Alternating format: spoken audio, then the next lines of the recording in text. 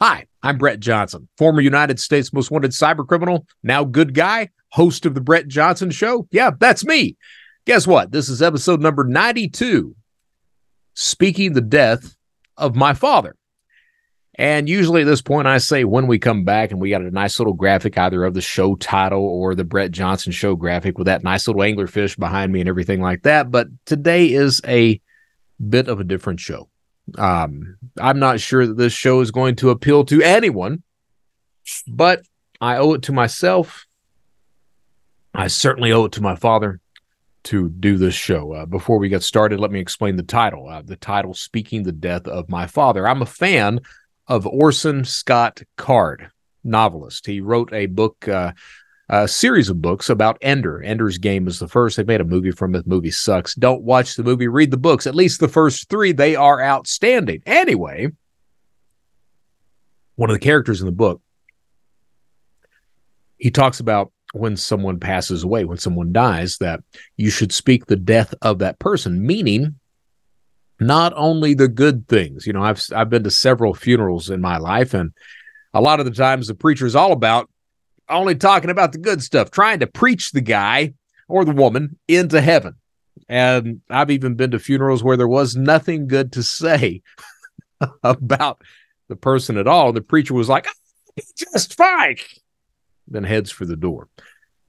I think if you're going to talk about the life and death of someone, that you should be truthful in everything. See, I believe, I guess it's because of where I've been and what I'm doing right now. I believe everyone has a story. And I made the comment the other day on social media that there is no such thing. There is no good man. There is no bad man. There's only a man, a person. And this person is capable of doing good and evil. And the only thing that matters at the end of the day is, does the good outweigh the bad? So I believe in stories, and I believe that my dad asked me a decade ago, when I got out of prison, I was living with a man, and he asked me, he's like, son, when I die, I want you to write my epitaph and speak at my funeral. And I told him I would. Well, my dad did not want a service. So the only avenue I have to do that is this show. So this show may not appeal to you. For that, I do not apologize. There is a fast forward button. There's a skip button as well. If you don't want to listen to it, you don't have to. But this is something that I'm doing for me, so I can help work through things, and for my father, because I told him that I would. For those who don't know, my dad passed away October 2nd, just a couple of weeks ago. He passed away. He had his wife, Patricia Johnson. Patricia Brock was her maiden. I don't know if it's her maiden name. That was her name before she met my dad. She passed away February of 2022. July of 2022 was the last time my dad ever walked. He's got this thing called Charcot's foot. So he's a type 2 diabetic. And Charcot's foot is also, it's one of these things where the bones in the ankle start to collapse.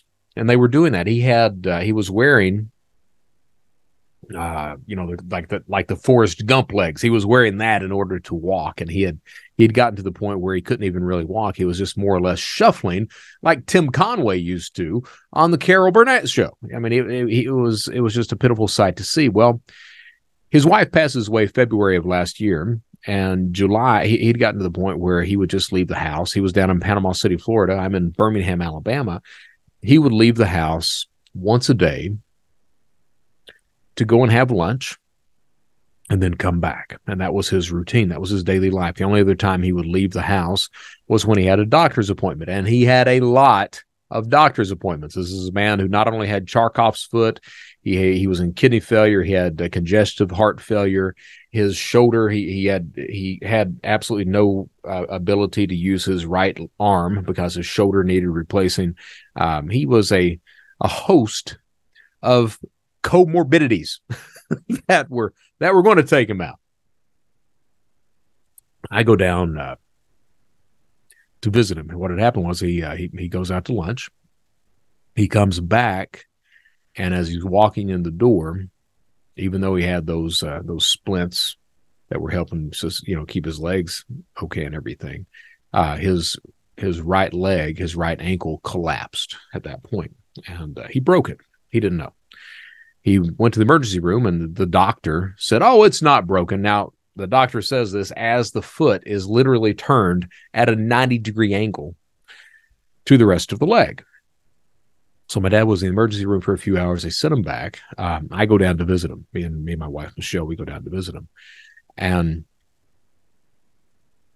it was obvious that he was done living with himself. And we had a talk at that point. And he asked me, he told me, I no longer have the ability to make these decisions for myself. Will you do this for me? Will you handle things from here on out? And I think the man knew at that point in time what he was asking me. I absolutely knew what he was asking me. And I said yes. I said yes, knowing that at the end of the day,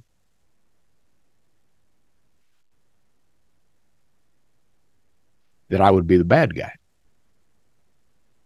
But I took on that responsibility because my father simply could not. Even if he was the man he used to be, he was always scared of dying. And he was a man that was not very good sometimes about making choices. He would just kind of veer back and forth between choices instead of committing to something. And something like that, when it's obvious that things are going downhill, he just wanted me to make that. And I told him I would. And later on, a few days before the man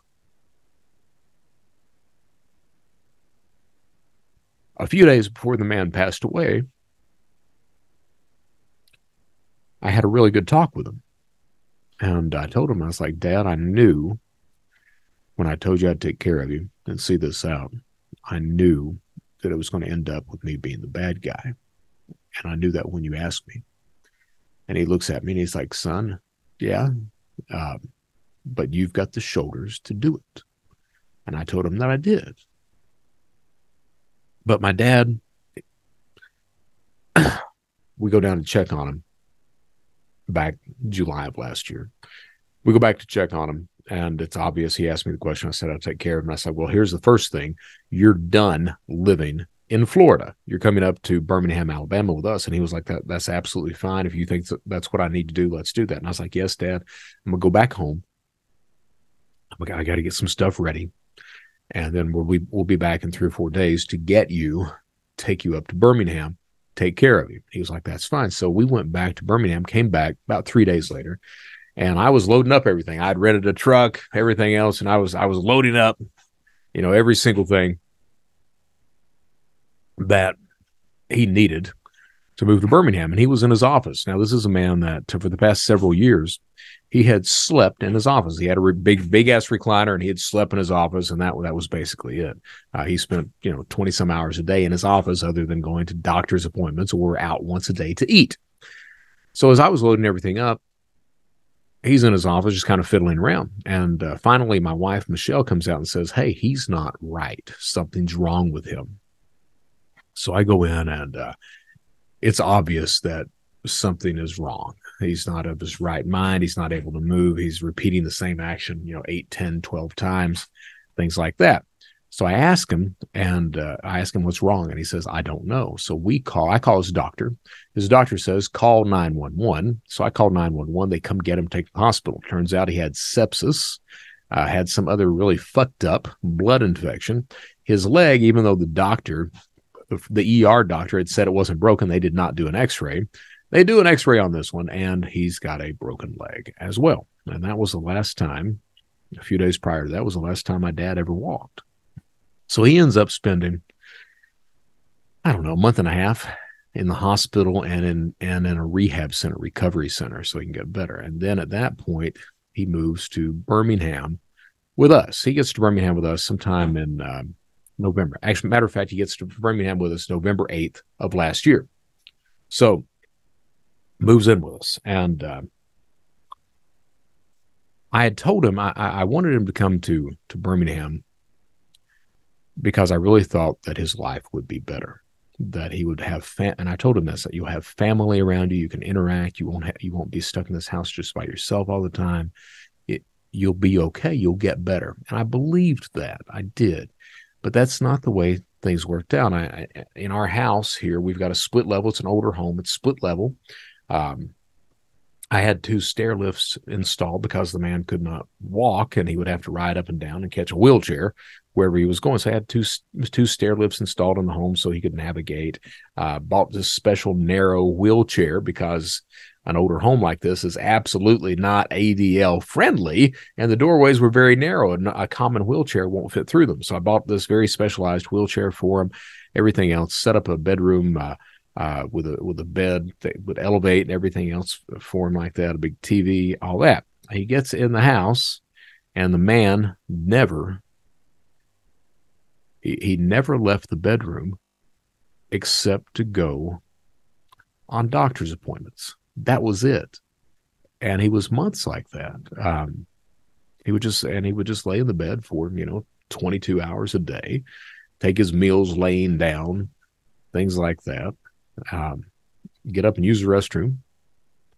And that was it. Get up, go to the doctor's appointment. That was it. It was months. And I talked to the man probably 50 times. And not just say, just conversations. Hey, you need to, and we had physical therapy coming, things like that.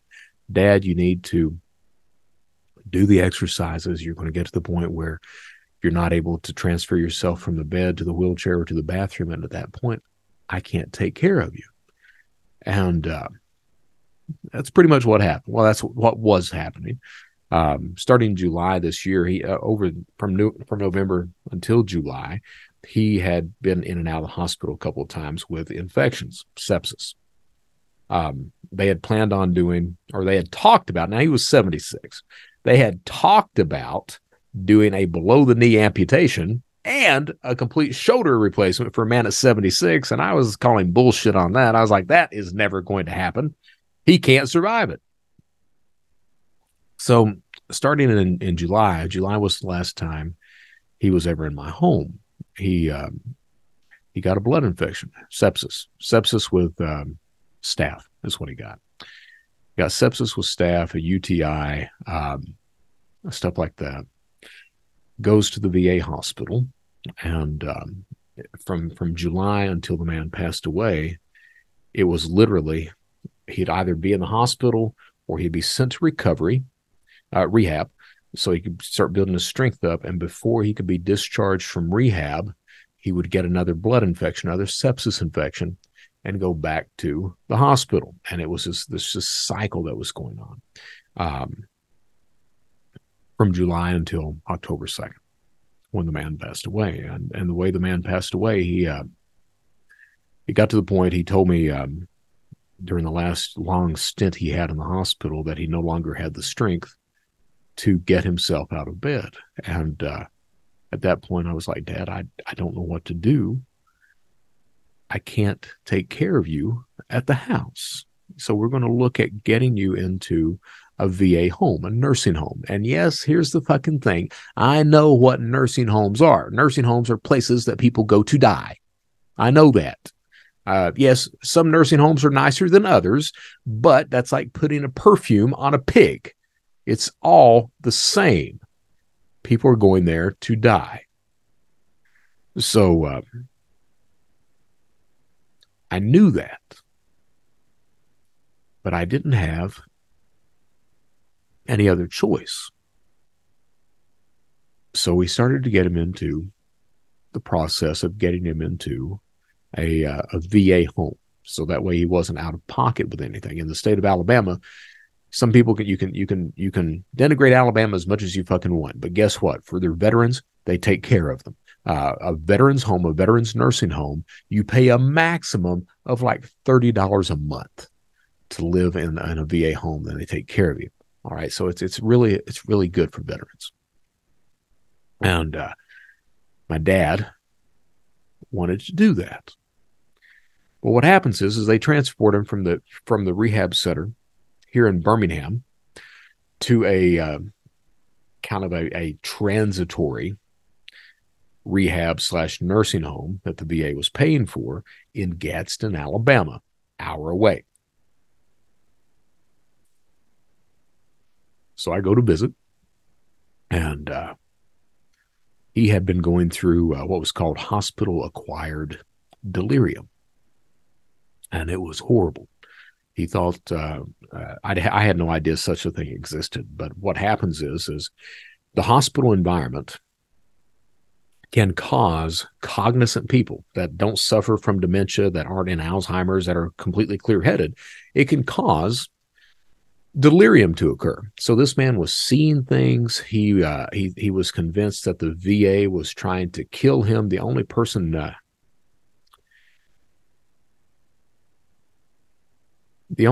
he trusted was me. And he would call me at all hours of the night. Please help me. And I would get my ass out of bed and drive my ass to the hospital to simply go in and tell him that he was okay. So he was going through it. He'd gotten to the point where he was in diaper. He was already on a catheter, and that was a full-time catheter. He got to the point where, since he could not get out of the bed to use the bathroom, that he was in diapers, and they had to clean the man every time he used the bathroom. So there was even a point they asked me, "Hey, will you take me out?" And as I told him at that point, that time had already passed. So they'd move him to Gadsden, and about the only thing the man could do was play on his phones. He had like 6 phones. He could play on his phones, and he could eat. And he was one hell of an eater. He would send me lists of shit to bring him too much on. And by this point in time, I mean, we'd already had the talk, and I was like, "Dad, I honestly think, that you've got less than a year. We're going to make the best of it." So he would send me lists of like sweet tarts, bullshit like that. Type 2 diabetic. I don't give a fuck. I don't. If you're checking out, I don't care. Let the people have whatever the hell they want. You want to smoke? Fine. You want candy? Fine. You want to shoot up cocaine, crack, meth, heroin? I don't give a shit. If it makes you happy as you're going out, do it. So I was bringing him treats. He was living off of a Canada Dry Ginger Ale Zero, and I guess that was his healthy habit. And the rest of it was potato chips and M&Ms and sweet tarts, gummy bears, and stuff like that. So I went to visit him, and that's when we had that talk. His stepdaughter had written a letter, and we had sold my dad's house prior, but my dad's stepdaughter had written a letter. And the gist of the letter was, it started out, "I heard your dad got sick again. I heard he was going to a nursing home. Where the fuck's the money?" It was basically the gist of the letter. And so I went in that day, and I didn't know if my dad was clear-headed or not. He was that day. And I told him, I was like, "Hey, your stepdaughter's a piece of shit." And he was like, "What do you mean?" So I showed him the letter, and he was... because I don't believe in hiding things. People need to be informed. People need to know what's going on. So I showed him the letter, and he was, the only thing the man said was that it was unfortunate that she turned out that way. And I was like, "Yes, Dad, it is. And, your own daughter as well. While she's not interested in money, she's not visited you or done much of anything." And You could tell the man was upset by that. So we talked, and we had that talk about me being the bad guy at the end of the day. And he looks at me, and he says, "I'm going to miss you." And I looked at him, and I said, "Dad, I'm going to miss you too." And I got up, and I went home. And as I was walking out, he's like, "Hey, son, when you come back, why don't you bring me a catfish dinner?" And I was like, "Dad, I'll be back Wednesday or Thursday, and I will bring your ass a catfish dinner." And I went home, back an hour to Birmingham. And I did not get back Wednesday or Thursday because I had. Sometimes it's unfortunate that I'm not a criminal anymore. Criminals, sometimes you can set your own hours. And where I am on the good guy side, I can't set my own hours. I got to work. I got to do shit. And I was doing shit. I didn't make it back until Friday.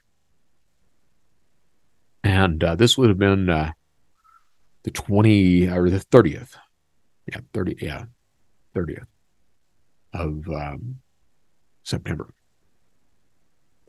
So I waited until later that afternoon because I wanted the restaurant that sold the really good catfish didn't open until 4.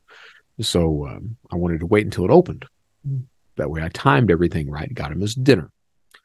And started to try to call him at a little after 3 p.m. on Friday. No answer. I didn't think anything about it. Tried again before I left Birmingham. No answer. My wife, Michelle, went with me. So on the way to Gadsden, I try a couple more times. No answer. I run by, get his catfish dinner, get his sweet tarts, gummy bears, potato chips, and ginger ale. And even while I'm in the grocery store, I'm trying to call his number, and there's no answer. And by this point in time, I'm worried. So load up everything, go to this facility, walk in, and as I said, it's my view of nursing homes. It's a place where people go to die. You walk by the doorways, or I walk by the doorways, and people were just kind of sitting there, most of them in the dark, just staring up into space, just waiting. Is basically it. My dad was really no different. Walk down the hall, past the nurse's station, and there's a nurse there, the head nurse, charge nurse, I guess, giving a report. And as I pass by, she says, "Johnson," down the hall right there. So I take a few more steps, stop, look at Michelle. I was like, she's talking about Dad. And Michelle's like, "Yeah." And I was like, "Yeah, let's back up." So we back up and come back up to the nurse's desk, and she says, "He's just a train wreck." So I said, "Miss, we are the train wreck's family." And she stops, and you can tell it gets her. Like, well, now the truth of the matter is, and she tried to convince us of other bullshit, but the truth of the matter is that she was just giving a report. She later tried to convince us that she was about to call the hospital, the ambulance to come and get him. That was not true. She looks at me and she says, "Hey, go in there and see if your dad looks normal. I've not seen him since last week." So I walk in, and my father looks like he has had a stroke. He can't talk. He's laid over to one side. He can't move. He can't really do anything, but you can tell he's cognizant. So Michelle's talking to him. He can't talk, but he can blink. He can squeeze her hand a little bit, things like that. And I go back out to the nurse's station. I was like, "No, he's not okay. Let's call a fucking ambulance." And she's like, "That was my idea too." And I was like, "I'm sure it was." So I go back in, look at my dad, and my dad sees me, and he reaches his hand out so I can hold it and shake it. I'm sitting there shaking his hand, holding it, and I'm like, "Dad, we're going to get you taken care of. It's going to be okay." That was so the ambulance comes to get him, takes him to the hospital, and he's unresponsive by the time he gets to the hospital. So that was Friday. Through Friday and Saturday, unresponsive. I go back home for a little while, take Michelle home because she had to work the next morning, nurse. Come back Saturday, completely unresponsive. I'm there most of Saturday until like 1 a.m. Talked to a couple of doctors. One of the doctors is the ICU doctor, and I'm like, hey, I assume that if he pulls out of this, that he's just going to go right back into a sepsis infection because he's had them in a chain reaction. As a matter of fact, the day he got another sepsis infection, he had been on a 4-week treatment of vancomycin, strongest fucking antibiotic in the world. And the doctor's like, yeah, he probably will. I was like, okay. Then another doctor, the ER doctor, I was talking to her, and they were all very nice. And the doctor's like, look, right now what's going on is that, his heart from all the infections has basically just given up. And they had him on medication to keep the heartbeat down and the blood pressure up. 2 different types of medication. They had him on other types of medication to counter the bad effects of those medications. And that was the only thing that was keeping the man around. And I'm with him till about 1 o'clock on Saturday. So Sunday morning, I come back home, get a few hours sleep, wake up early Sunday, go in, and I'm not an idiot. I knew what was going on. So I go to visit him in the ICU unit, and this very nice nurse, thank God for her,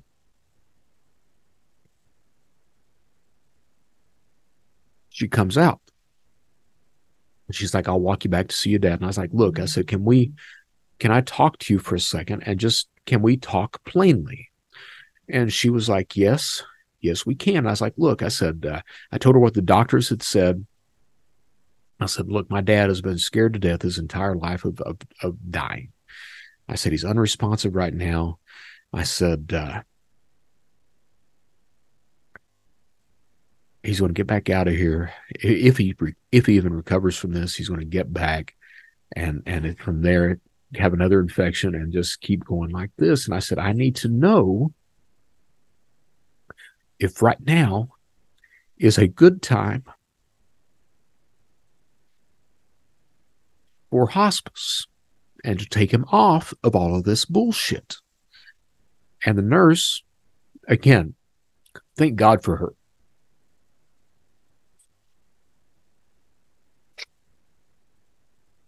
The nurse looks at me and she's like, we're speaking plainly. And I'm like, yes, please. And she's like, right now would be a very good time to do this. And I looked at her and I said, thank you. What do I need to do? So they had another, the hospice nurse and doctor that came by and did the evaluation, and come to find out, if they think that you're going to live more than 10 days, you have to leave the hospital. Well, they did not think that with my father. And so they disconnected him. I was there through most of Sunday by his side. Come back home because I'm this idiot that it's not that I necessarily want to come home. It's that the drive, being able to get away from that, allows me to process things. So, drove home, got back up Monday morning, drove back to Gadsden, got there. My dad, he was still breathing, still, they had air coming in, but no oxygen or anything like that. So he was still breathing. Vital signs were steady, not great, but steady. And I came in and I was like, Dad, I'm here. Just want you to know I'm with you. I'm going to be with you. And it's like the man was waiting for his son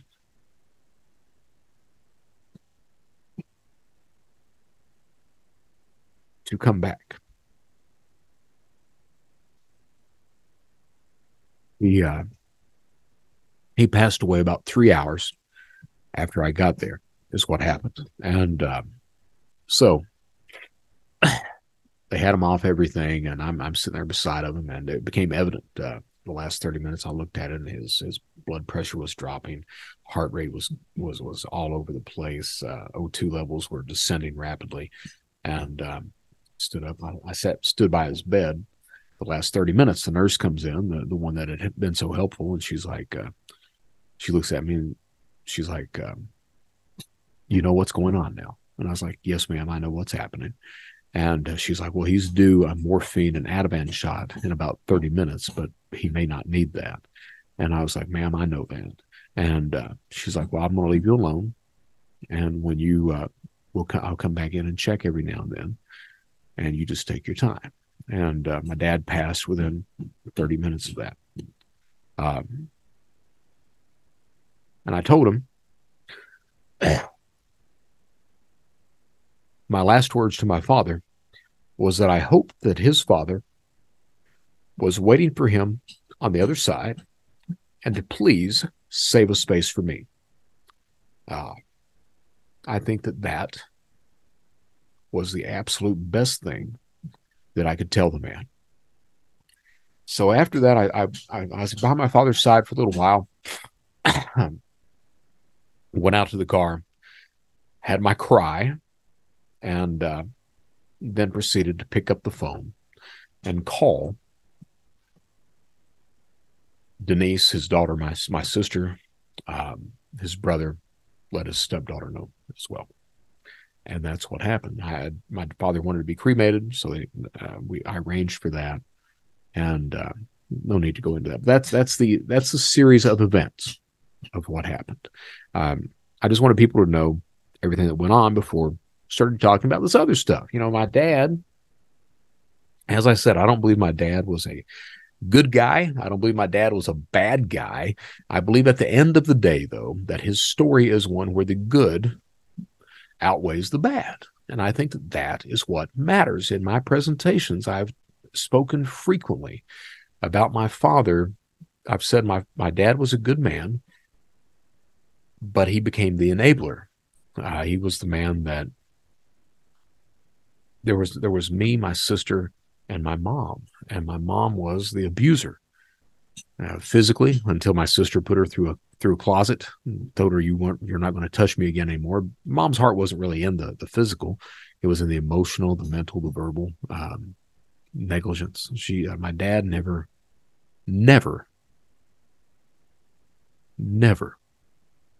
stepped in to try to put a stop to it. Not one time. I mean, he would give token gestures. He would. I remember one of his favorite phrases was "Carolyn Sue" or "Carolyn, please stop. Just stop. Please stop." And that was one of the most common phrases we heard in the house. Please stop. You know, he would. My mom would. You know, she brings me and my sister into the bedroom one time, and she tells us, "I'm going to show you how much I love you." My dad is laying on the bed with her, and he's Carolyn, please stop, don't do this, please stop, please stop. And she used to smoke these Moore cigarettes. She took this lit cigarette. "I'm going to show you how much I love you," and she pretends to burn herself just to fuck with me and Denise. Pretended to be burning herself, and sits there writhing and screaming, and you can see the cigarettes that far away. And I kept thinking, well, hell, what does this mean? My dad never stopped, never even attempted to stop that, just the token gesture of don't do this, don't do this. Those types of stories, the type of abuse was common. She used to bring men home in front of my father, a guy named Scott Rose. She brings him home and tells my dad, me and my sister are sitting in the living room. My dad's sitting in the living room bawling like a baby. She's telling my dad, "I'm leaving you for him." And she proceeds to pack up and walk out the door with me, Denise, Scott, and her clothes. And that lasted about, 2 months before she decides to come home to him, and he opens his arms and takes her in. He tried one time to divorce her ass, and she climbed in through a window. Me and Dad were living in an apartment. I slept in the bed, Dad slept on the couch, and I hear some tussle late night, early morning. And my mom had climbed in through the window. I walk into the living room where my dad's sleeping and find my mom there with a knife to my father's throat. That was the one time he tried to divorce her. That was my dad. he was the guy that did not protect me and Denise from the abuse that our mother subjected us to. He, if she wanted to commit a crime, he would absolutely co-sign on to that. He wouldn't hesitate. And most of the criminal stuff that went on, it was my mom's idea. She wanted to, fake a car accident. That was mom's idea. She wanted to burn a car. Mom's idea. Fake a stolen car. Mom's idea. Steal a rare Winchester rifle. Mom's idea. Defraud insurance for charity fraud or disaster fraud. Mom's idea. The only two ideas my dad ever had about breaking the law, and I gotta say, if you're going to do, and my dad always said, if you're going to do it right, and he never thought small. I'll give him that.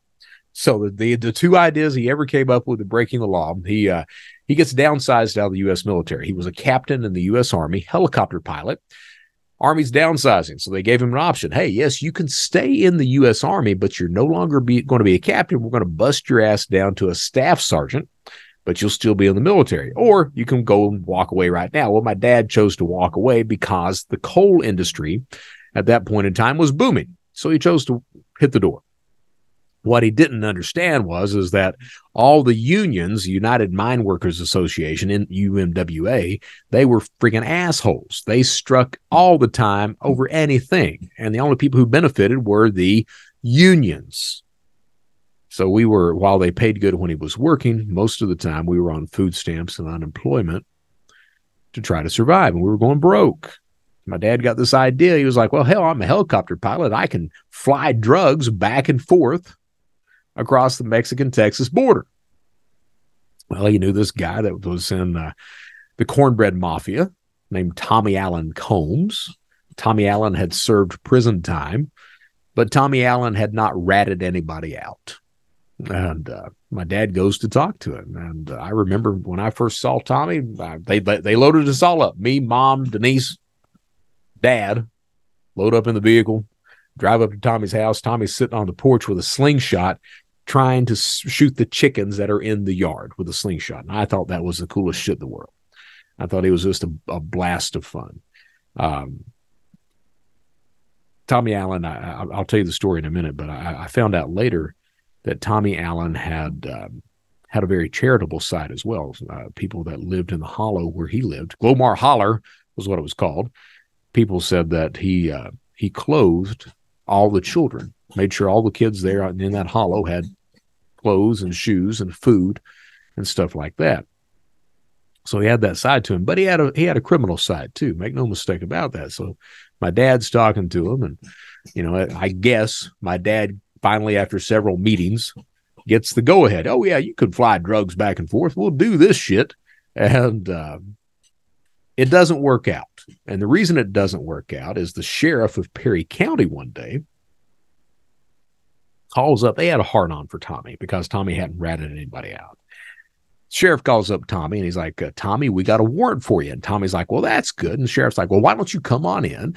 And Tommy's like, well, no, why don't you come and get me? So the sheriff's like, okay, we'll come and get you. So they send a sheriff's deputy and a Kentucky State police officer to go get Tommy. And Tommy kills one and puts the other in a wheelchair for life.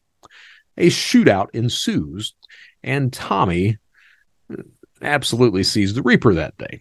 And because of that, my dad decided that maybe trafficking drugs back and forth for some, pre-cartel thing is not a good idea.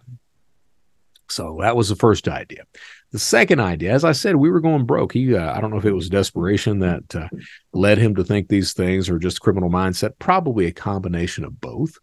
But the second idea is he was a big fan of 60 Minutes. And he was watching this segment, 20-minute segment. He was watching this segment about the drug trade in Miami. He was watching, the pallets of cocaine, the tables stacked with cash and everything else. I mean, he just beat it in. No one can interrupt him at all during that segment. My mom notices it, like, what the hell is he watching? So my dad gets through watching the segment, turns around, looks at my mom. I think I need to go to Miami to be a law enforcement officer. And my mom's like, I think that's a really good idea. The plan being he was going to become a cop, happen upon a drug deal. He was going to keep the cash. He was going to let them walk away with the drugs, and everyone was going to be nice, warm, and happy. And I kept thinking, even at my young age, I kept thinking, well, they're just going to shoot your ass and keep everything. But, you know, some people you can't talk to. Anyway, they sell everything they can, round up $6,000 in cash, put everything else in a big-ass U-Haul, head south on I-75. We got to Miami as some riots were breaking out, and we were staying at a Days Inn. The Days Inn was across from this bridge, this overpass, and under the bridge were all these homeless people that were camped. And I guess my mom had never really seen that because she was scared shitless. She wouldn't let us out of the hotel room, nothing else. My dad goes to cop school like the first day, comes back. I think everything is going to be just fine. Goes to cop school the next day. We got to get our asses out of this place because what happens is the real Miami-Dade police officers had burst into the room, arrested like 6 people that had outstanding warrants that obviously had the exact same idea that my father did. So he was like, screw this. So they start heading north on I-75, quickly running out of money. Didn't know where they were going to go. Then they remembered that both of them at one point in their life had spring break in Panama City, Florida. So they go to Panama City, and the only job, my mom was an LPN. She would work as a nurse long enough to see my father find his job and go to work, and then she would usually quit and go out whoring around. And that's what we called it back then. I'm not sure what they call it today, but back then it was called whoring around. And so my mom was working as an LPN at a nursing home. My father, the only job that this man could get was as a midnight clerk at a 7-Eleven in a very bad part of town. And he was making $140 a week was what he was making. And I remember that amount because that Christmas, he gave me and Denise both $70 apiece for Christmas. That's the only thing he could give us. And to this day, I still remember that. And I am still humbled by that. But that's the only thing he could give us. And I remember my dad worked his ass off. And he was always like that. He would work his ass off. He was not a very driven person. My mom often said that he had pipe dreams, and that's probably true. But the man would absolutely work. He would. He worked like a dog. So my mom finally leaves my dad, and I don't get to see my dad again. I got to see him after the hospital incident. For those who know,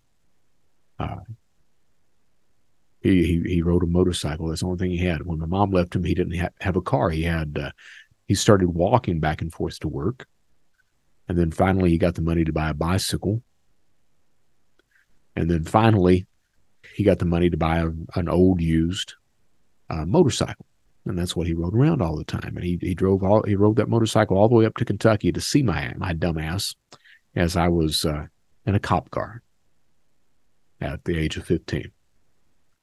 And I got to see, I don't know, I was able to say 3 or 4 words to the man. I didn't have a good conversation with him until he shows up at my sentencing for federal prison. And he stands up in front of the judge and he's like, "Your Honor, I love my son. I want to make sure he gets a good start when he gets out. He can visit with me. He can live with me when he gets out of prison." And my dad starts to visit me in prison at that point. And about the 3rd visit in, my dad, he looks at me, he's like, "I've been reading about you." I'm like, "Yeah." He's like, "Yeah, it's a lot of money you made." And I'm like, "Yeah." And he's like, "Do you think that you could teach someone how to do that?" Now, I have flipped over the years a few times on my thoughts on that. My initial thought when I started to speak about that, my initial thought was, well, he was just, using me to find out how to, do tax return identity theft and steal a few $100,000. That was my first thought. My second thought, and it took me a year or longer to come to the second conclusion of no, what was really going on is he was viewing me through the lens of my mother, that criminal activity. And he really thought that that was the only way that he could communicate with me was in that fashion. And I chose to manipulate the man into helping me escape prison in exchange for me teaching him how to do tax return identity theft. And today, I think it's a combination of both. I do. I think that my dad never, he had a very good life, but he never made the money that he wanted to make. He was always worried about money. He saved well. He was always worried about money. He always wanted to make more. He just wasn't willing to put in a lot of the work. I said he worked hard earlier, but he wasn't driven enough to try new things. He would find a job and continue to do that and just work his ass off at that. And sometimes, he would advance and sometimes not. But I think that it was a combination of both during that conversation, me manipulating him trying to just talk to me, him wanting to know how to make money and having that greed thing too. I think it was a combination of all those things together. My dad helped me escape prison. He did. He had $4,000 cash to his name. I got him to give me that, a change of clothes, a cell phone, a driver's license. He dropped those off. I was at federal prison, a minimum security. I had a job outside of the fence, and I just escaped. And he helped me do that. And in exchange, I taught him how to do tax return identity theft. Filing taxes on dead people is what he was doing. U.S. Marshals and the Secret Service, they went to interview my dad after my escape, and he told me the story. A woman asked him. I guess the woman was in charge.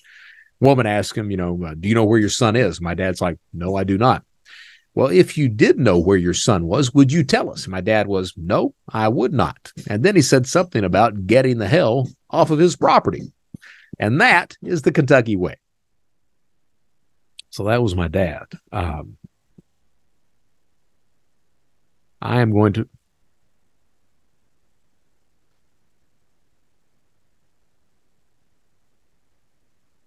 miss the man.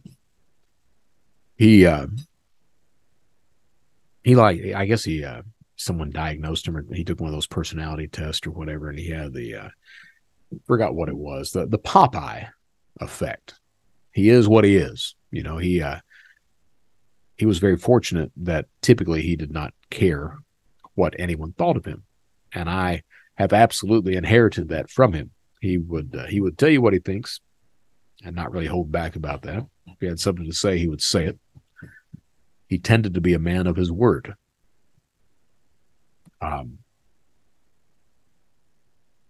He came from a very good family.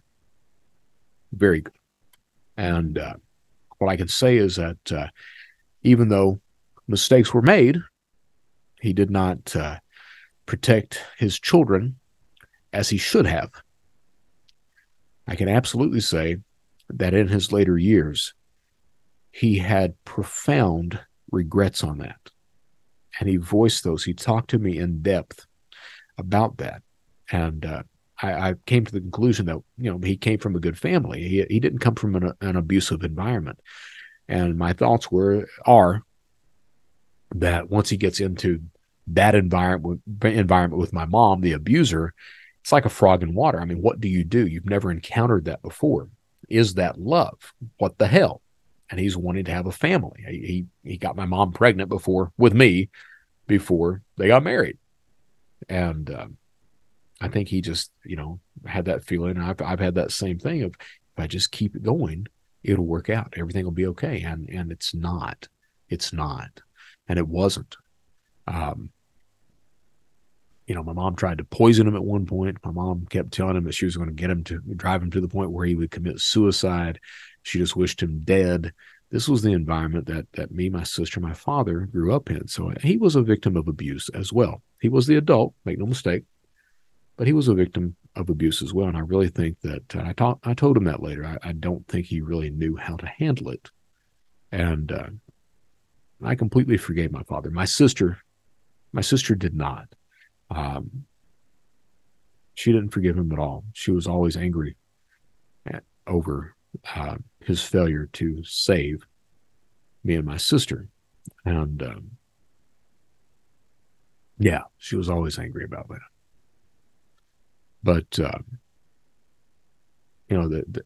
I've talked to people that, because I didn't get to spend a lot of time with my dad. My mom left. I got to spend, the formative years with my father. And he was very big about, he wanted to make sure, I don't know if he understood what he was doing, but it was like he wanted to make sure that I had a very good worldview of things.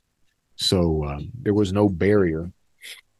When I was hell, 6, 7 years, 6, I went to Dachau. I got to see a concentration camp. He was very big about showing about there not being a barrier of these things that you need to see, that you need to know about. And he talked to me not like I was a child, but that like I was an adult. If there was a film, it didn't matter if it was R-rated, no sex films, but, like dramas or suspense or, French Connection, shit like that. We would sit down and watch it, or go to the theater and watch it. There was no barriers like that. And because of that, and because of him being in the military and traveling the world, I was able to get, because of my father, I was able to get a very good worldview of things and insight at a very early age. That absolutely helps to inform who I am today. And I'm very grateful for that. I'm very grateful for that. So that was my dad. And, I've talked to people that, he remarries. He remarries this woman named Patricia, who died last, February of last year. And she said that he was, she always called him an ideal husband, that you couldn't ask for any better than Ray Johnson. And he was so proud of that. But he absolutely did more good than bad. I've listed a lot of the bad things the man had done, but at the same time, the man, he did all this other stuff. I can't really name it out. I can't. But I know from talking to people how he affected their lives, who he helped. For example, I taught him how to do tax return identity theft. And what did he do with the fucking money? Well, okay, he spent a little bit of it on himself. He bought an old used motorcycle, one of these big-ass Kawasaki's. I think he gave like $5,000 for that son of a bitch. The rest of the money, a family member in Hazard, Kentucky, had gotten hit with a flood. And from what I understand, he pays to rebuild his house not once, but at least twice out of that stolen money. Is what the man does. And then when I get out, he's got this money that he gives to me. He told me later on about that tax return, about the cybercrime, that was the most fun he ever had in his life, was going around pulling 20s out and figuring out how to launder them and going like that. And I don't think it was necessarily about the amount of money that he was stealing. I think it was just the action itself gave him that excitement. And he talked about that shit for years. The two things the man talked about constantly was how he should have died in Vietnam, a.k.a. Captain Dan, and the tax return identity theft. He was convinced he didn't get to go to Vietnam. He was one of the first helicopter pilot crews that was called down. And he always told me that he really believed that his destiny, much like Captain Dan from Forrest Gump, he believed that his destiny was to die in Vietnam, and he was denied his destiny. So that was my dad, and he had a profound respect for military. He didn't suffer bullshit lightly, much like myself. A lot of my mannerisms I get from my father. Certainly the outspokenness, straightforwardness, the amount of love, sometimes unconditional and toxic, I get from my father as well. I get from my father that if you're going to do it right. Make it as big as you possibly can. I get that from my dad. I get there's so much I get from the man, and I am going to miss him. That being said, let's start closing this out because I'm rambling a little bit. So I told my dad that I was going to be the bad guy, and that I knew that when I told him I'd take care of him. The bad guy starts out, I'm the guy that had him unplugged because no one else was going to fucking do it. He wasn't going to do it. The family members, the other ones, I didn't even ask them because my dad had given me power of attorney on all of that. The rest of them were never going to make that decision. My sister never came to visit him. She didn't ask me about him. She ends up, over the past year, she called him twice. And the reason she called him twice is because I goaded her into doing it. Basically, I bitched her ass out to get her to call her fucking father. And I didn't tell him that, but he was tickled to death over those 2 phone calls. And he talked about them for days after she called.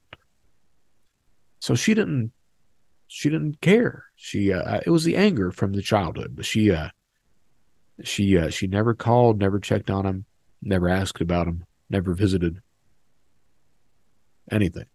His stepdaughter, as I said, she basically wrote a letter. Not basically, she did write a letter. A text message. I say a letter. Text message. No, it was a text message. Text message guy. I showed it to my father. Sent a text message of, hey, I heard your dad's sick, heard he's in the nursing home. Where the fuck's the money? From the house sale. And it started even before the man died with her. Where's the money? Then when I made the phone calls to tell everyone, I started calling everyone on Sunday to tell them that, my dad died Monday. On Sunday, when I put him on hospice care and had everything unplugged, I called his brother.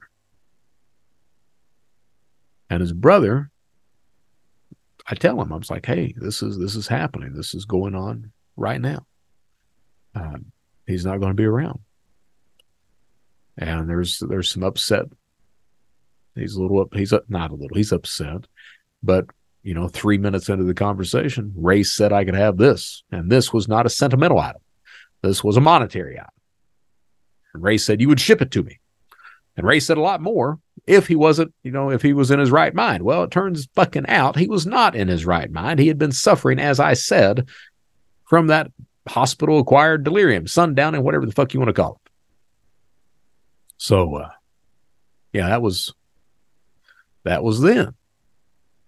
Day I put him on hospice. My dad dies the next day. After I get through crying in the parking lot, I'm sitting there making the phone calls. Call his brother. Tell him. And I knew. Tell him. And the response is, there's some stuff we got to talk about. I'll call you in a few days. And call Denise and tell her. And no response from her on that. Just she started crying and we hung up. I told her I'd let her go with that. I love my sister. I love her deeply. I then make a Facebook post about, some of the shit was going on. Vultures coming out. I had a presentation in Tupelo, Mississippi. My dad died on Monday. Tuesday, I had to drive to Tupelo to give a presentation Wednesday. And I honestly didn't know if I would be able to do that. I honestly was concerned that I would break down on stage because, for those who have seen me speak, I talk about my father at the beginning of these presentations. I give some of my background, and I was really worried that I was not going to be able to make it through that presentation. And it turned out that it was one of the better presentations that I've ever given.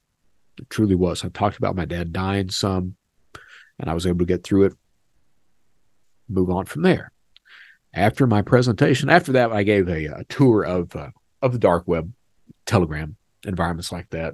Talked about what was real, what was bullshit, why it works, stuff like that. It was a really good, even if it was me, it was an outstanding presentation and breakout session. Well worth their money. So after that, I checked my phone, and my sister has tried to call. And I called Denise back because I didn't know. I called her back, hey, is everything okay? Yeah, everything's fine. Dad's stepdaughter tried to connect with me on Facebook. I was like, yes, she did me too. And I promptly blocked her. And she was like, well, what do you think she wants? She probably wants, and today starts. What do you think she wants? She probably wants something. And I was like, she probably does, probably looking for some money from the house sale, but there is no money from the house sale. And my sister gets quiet. And she was like, what do you mean there's no money? And I was like, well, my father signed me on with rights of survivor for everything the man had. There is no fucking money that I don't already own. And she was like, well, do you have receipts? And I was like, Denise, I don't need receipts because the way he set it up, once he passes away, anything the man had comes to me. Well, you may need a lawyer for that. No, I don't need a lawyer. The only receipt I need is that right of survivorship paper that he signed. And needless to say, that conversation did not go well. She starts trying to justify never visiting her father, and tells me that, to him that she was just, an accessory, that he never really viewed her as his daughter, things like that. And I told her, I was like, Denise, whatever you need to say, but do not expect me to co-sign off with that because your dad absolutely loved the shit out of you. No, he was not a great father. He was not. No, he was not the guy that was going to pick up the phone and call you, anything else like that. But, that phone works both ways. And you were not the person that was ever going to pick up the phone and call him. But you could have asked about him. You could have called him as I was telling you that he was dying. You could have called or came to visit or anything else like that. So she gets a little miffed at me. And I've not talked to her since that point. That was on the 4th of October. So, a few days. But I told her, she's like, I'm going to have to get off here. And I was like, Denise, I love you and everything's going to be okay. And she's like, I love you too. And yes, I know everything will be all right. So that's what's going on, is that. Of course, I don't get, again, I knew I was going to be the bad guy, but I do not get how people who say that it's a loved one cannot visit, cannot ask about, cannot pick up the phone, talk to them, anything else. and they don't show up at all until someone's passing away, and then they show up with their hand out. And maybe I'm being a little harsh with that, but I don't think I really fucking care. So that's what's going on. Like I said, I knew I'd be the bad guy. I didn't realize the extent of some of it. Or maybe I did. I mean, I knew that I knew people would come out. You know, I knew that. I knew there'd be vultures and leeches and parasites. I didn't know who they'd be. That's the best way to put it. I didn't know who they would be. I know the daughter, not the daughter, the stepdaughter. My dad, his wife, he looked after her. Pat one day just decides that she's going to stop eating. And that's exactly what she did. And she lasted for a long time after that. My dad, by her side, he had her in the house, by her side every single day, taking care of her. And the woman basically chose not to eat, and that's how she passed away. So I think that's a miserable fucking way to die. I truly do. And her daughter, my dad's stepdaughter, not one time came to visit. Not one time came to visit. Once she passes away, at that point, she comes and wants, the jewelry that Pat, my stepmother, had. And I had no problem with that. Yeah, that's your mom's. You should have it. But she was more worried about getting the jewelry. Oh, she came to Panama City from Jacksonville. She came to Panama City from Jacksonville to get some fucking jewelry. But she did not come from Jacksonville to Panama City to get to see her mom, as her mom was fucking dying. And then when my dad is about to hit the slab, I hear you're in a nursing home. Where's the fucking money? They ain't got nothing for you. They got a goddamn thing for you. So there is that. And then, I love the shit out of my sister. I do. But to come asking about receipts and stuff like that when you didn't give a fuck enough to pick up a phone, come to visit, say hi, hello, go to hell, anything else like that. I love the shit out of her. I do. I absolutely adore my sister. But I think she was wrong on that. I understand why. I do. She was still wrong on that. I guess the lesson is for anybody who's wondering that I'm trying to teach these people who came to me with their hands out is, hey, treat people the way you'd like to be treated. It's that Bible thing of turn the other cheek. What does that actually mean? Treat people the way that you would like to be treated. Forgive people. Accept people for how they are. Even if someone's not treating you or you think they've done you wrong, does not mean that you have to return that favor.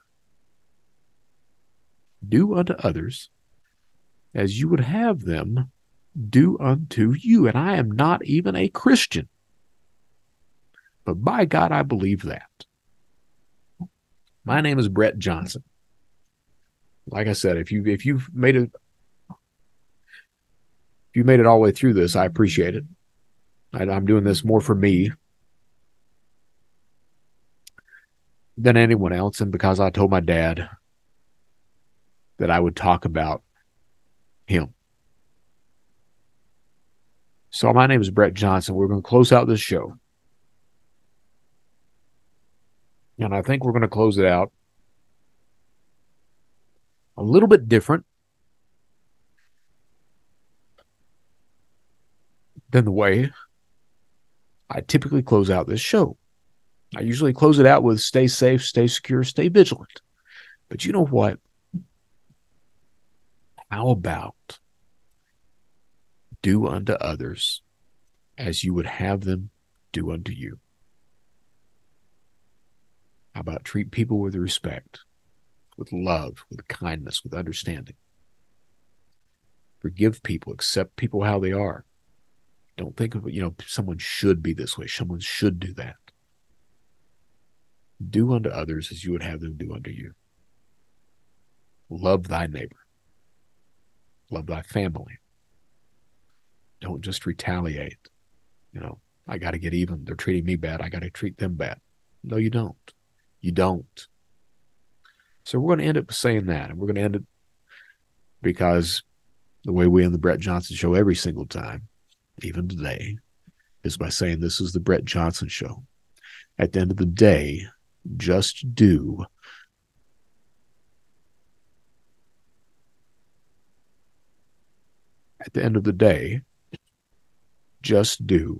the right damn thing. I'm Brett Johnson. Thank you for listening. Until next time.